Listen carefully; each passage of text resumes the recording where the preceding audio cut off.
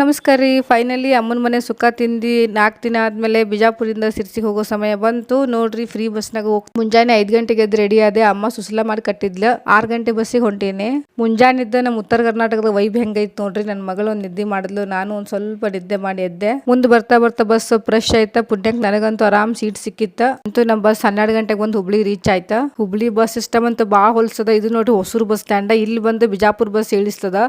ಅಲ್ಲಿಂದ ಸಿರ್ಸಿ ಬಸ್ಸಿಗೆ ಹೋಗ್ಬೇಕಂದ್ರೆ ಗೋಕುಲ್ ಬಸ್ ಸ್ಟ್ಯಾಂಡಿಗೆ ಹೋಗ್ಬೇಕ ನೋಡ್ರಿ. ಇಲ್ಲಿಂದ ಸ್ಟೆಪ್ ಹತ್ತಿ ಅಲ್ಲಿಂದ ಒಂದು ಬಸ್ ಚೇಂಜ್ ಮಾಡಿ, ಇದು ಲೋಕಲ್ ಬಸ್, ಇಲ್ಲಿಂದ ಚೇಂಜ್ ಮಾಡಿ ನಾನು ಹೊಸ ಬಸ್ ಸ್ಟ್ಯಾಂಡ್ ಗೋಕುಲ್ ಬಸ್ ಸ್ಟ್ಯಾಂಡಿಗೆ ಹೋಗಿ ಅಲ್ಲಿಂದ ಸಿರ್ಸಿ ಬಸ್ಸಿಗೆ ಹತ್ಬೇಕು. ಅದ್ರಾಗ ನಮ್ಮ ಮಮ್ಮಿ ಕೊಟ್ಟಿದ್ದು ಬಾಕ್ಸ್ ರೊಟ್ಟಿ, ಹೋಳಿಗೆ, ಹಿಂಡಿ, ಅದೊಂದು ಬಾಕ್ಸ್ ನನ್ನ ಬ್ಯಾಗ್. ನನ್ನ ಮಗಳಿಗೆ ಸಾಕಾಗೋಯ್ತು. ನನಗಂತೂ ನನ್ನ ಮಗಳಿಗೆ ಹಸು ಆಯ್ತು. ಅಲ್ಲೇ ಒಂದು ಪ್ಲೇಟ್ ಇಡ್ಲಿ ತಗೊಂಡೆ. ಹಂಗ ಮಾತಾಡ್ಕೊಂತ ಬಾಜುಕಿನ ಸೀಟ್ನಾಗ ಅಂಟಿಗಳು ನೋಡ್ರಿ. ಫ್ರೀ ಬಸ್ ಯಾತ್ರಿಗಳು ಎಲ್ಲಾ ಕಡೆ ತಿರ್ಗಾಡಕತ್ತಾರ. ಶಿರ್ಸಿ ಮಾರ್ಯಾಮನ್ ದರ್ಶನ ಮಾಡಕ್ ಹೊಂಟಿದ್ರ. ನಂಗಂತೂ ಖುಷಿ ಆಯ್ತು ಕೇಳಿ. ಅಂತೂ ಬಿಜಾಪುರ ಸಿರ್ಸಿ ಗಂಟ ಫ್ರೀ ಬಸ್ನಾಗ ಬಂದೆ ನೋಡ್ರಿ. ನನ್ ಮಗ ಕರ್ಯಾಕ್ ಬಂದ ನನಗ, ಬಾ